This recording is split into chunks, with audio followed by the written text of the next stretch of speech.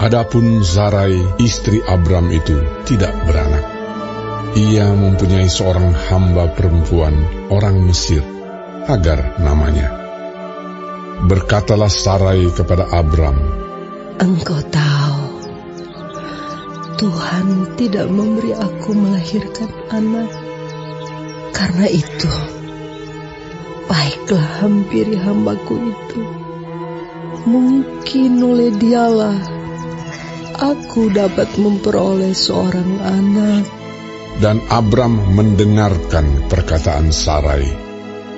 Jadi Sarai, istri Abram itu, mengambil Hagar, hambanya, orang Mesir itu, yakni ketika Abram telah 10 tahun tinggal di tanah Kanaan, lalu memberikannya kepada Abram, suaminya, untuk menjadi istrinya.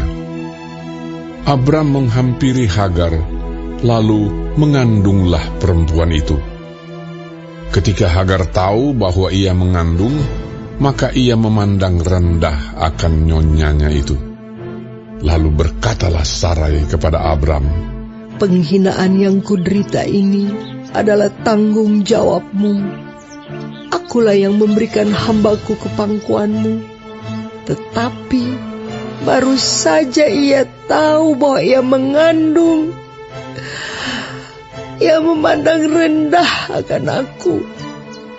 Tuhan kiranya yang menjadi hakim antara aku dan engkau."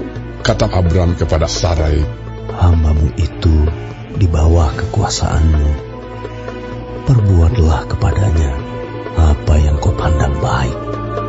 Lalu Sarai menindas Hagar, sehingga ia lari meninggalkannya. Lalu malaikat Tuhan menjumpainya dekat suatu mata air di padang gurun, yakni dekat mata air di jalan ke Syur.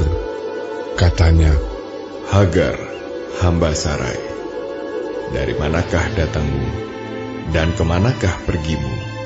Jawabnya, "Aku lari meninggalkan Sarai, nyonyaku."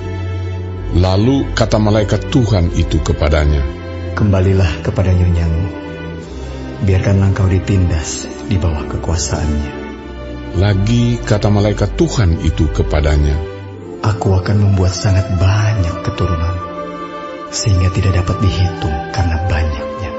Selanjutnya kata malaikat Tuhan itu kepadanya, "Engkau mengandung dan akan melahirkan seorang anak laki-laki, dan akan menamainya Ismail, sebab Tuhan telah mendengar tentang penindasan atasmu itu. Seorang laki-laki yang lakunya seperti keledai liar. Demikianlah nanti anak itu. Tangannya akan melawan tiap-tiap orang, dan tangan tiap-tiap orang akan melawan dia. Dan di tempat kediamannya, ia akan menentang semua saudaranya." Kemudian Hagar menamakan Tuhan yang telah berfirman kepadanya itu dengan sebutan, "Engkaulah El Roi." Sebab katanya, "Bukankah di sini kulihat Dia yang telah melihat aku?" Sebab itu sumur tadi disebutkan orang Sumur Lahai Roi. Letaknya antara Kades dan Beret. Lalu Hagar melahirkan seorang anak laki-laki bagi Abram, dan Abram menamai anak yang dilahirkan Hagar itu Ismail. Abram berumur 86 tahun ketika Hagar melahirkan Ismail baginya.